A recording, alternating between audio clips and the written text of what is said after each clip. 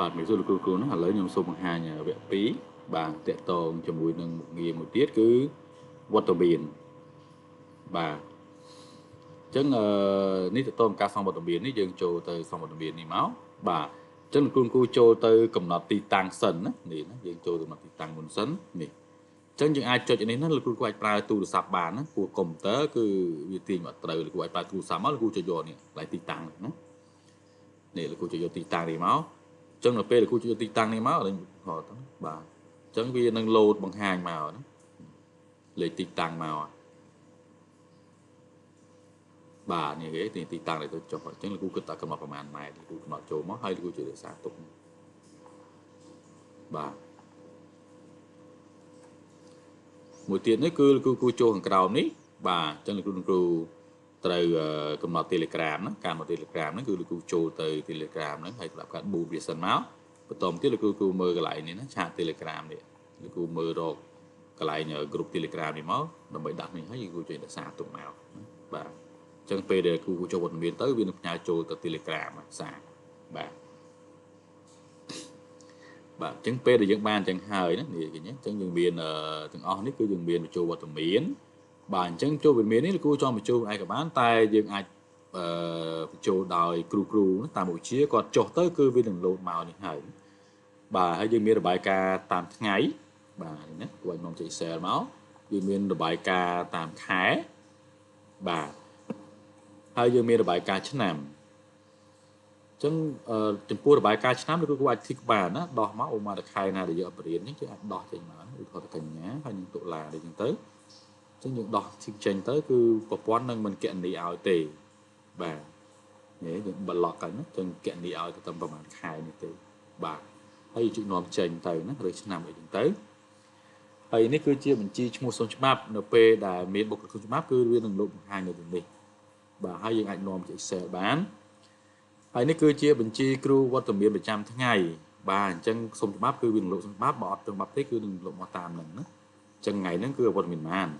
បាទអញ្ចឹងប្រព័ន្ធនឹងចាប់មកទាំងអស់បាទមួយថ្ងៃហ្នឹងនេះរយៈពេលមួយថ្ងៃតែម្ដងបាទ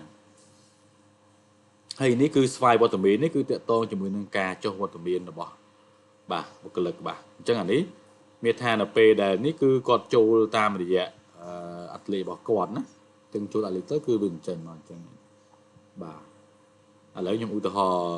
បាទខ្ញុំសុំច្បាប់មួយណាឥឡូវខ្ញុំសុំច្បាប់ពេកបាទអញ្ចឹងយើងចុចកន្លែងនេះសុំច្បាប់នេះមកណាអញ្ចឹងពេលសុំច្បាប់ទៅគឺវានឹងលោតចូលប្រព័ន្ធបាទអញ្ចឹងសុំច្បាប់ជោគជ័យបាទនេះលោតចូល Telegram ណាបាទហើយនឹងលោតចូលក្នុងប្រព័ន្ធអញ្ចឹងយើងមើលកន្លែងបញ្ចូលវត្តមាននេះបាទអញ្ចឹងគាត់គឺជាបុគ្គលិកវិទ្យាធិការអញ្ចឹងយើងមើលបុគ្គលិកវិទ្យានេះបាទថ្ងៃនេះមកបាទអញ្ចឹងពេលដែលមកគឺយើងមើលកន្លែងរបាយការណ៍សុំច្បាប់នេះបញ្ជីច្បាប់នេះបាទវាឈ្មោះបាទនេះណានេះក៏ច្បាប់មិញអញ្ចឹងវាលោតមកហ្នឹងណាក៏ច្បាប់ហើយចុះវត្តមានដូចគ្នាណានៅពេលដែលចុះវត្តមានមកហើយនៅមើលកន្លែងរបាយការណ៍ថ្ងៃនេះបាទអញ្ចឹងរបាយការណ៍ថ្ងៃនេះអញ្ចឹងទៅពេលចុះមកគឺវានឹងលោតចេញមកហើយគាត់សុំច្បាប់អញ្ចឹងវានឹងលោតចេញមកបាទ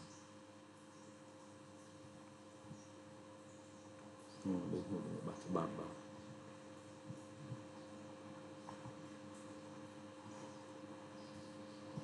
បាទអញ្ចឹងតាមវត្តមានខែតាមអីណាវាលោតចេញមកទាំងអស់បាទ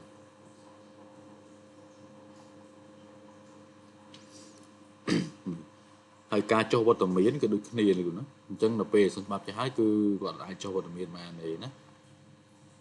បាទអញ្ចឹងអានេះការចុះវត្តមានពេលព្រឹកអញ្ចឹងពេលចុះទៅគឺវានឹងចូលដូចគ្នាលោតចូលគ្នាហើយមួយទៀតដើម្បីកុំឲ្យទិន្នន័យនេះវាស្ទខ្លាំងអញ្ចឹងឧមារយៈពេល1ឆ្នាំហើយអញ្ចឹងលោកគ្រូអាចចុចចូលកន្លែងលុបទិន្នន័យនេះណាអញ្ចឹងយើងលុបទិន្នន័យទៅបាទនេះទិន្នន័យចូលមានកំណត់ត្រានេះមួយសុំច្បាប់ហើយអញ្ចឹងយើងអាចលុបវាចោលទៅណាពេលដែលយើងចប់ឆ្នាំហើយអញ្ចឹងណាពេលដែលយើងយករបាយការណ៍ហើយយើងអាចលុបចោលទៅដើម្បីកុំឲ្យវាស្ទទិន្នន័យច្រើនពេកវាអាចយឺតអញ្ចឹងគាត់លុបចោលបានបាទអញ្ចឹងនេះប្រព័ន្ធគ្រប់គ្រងវត្តមានគឺមានប៉ុណ្ណឹងបាទសូមអរគុណបាទសូមជម្រាបលា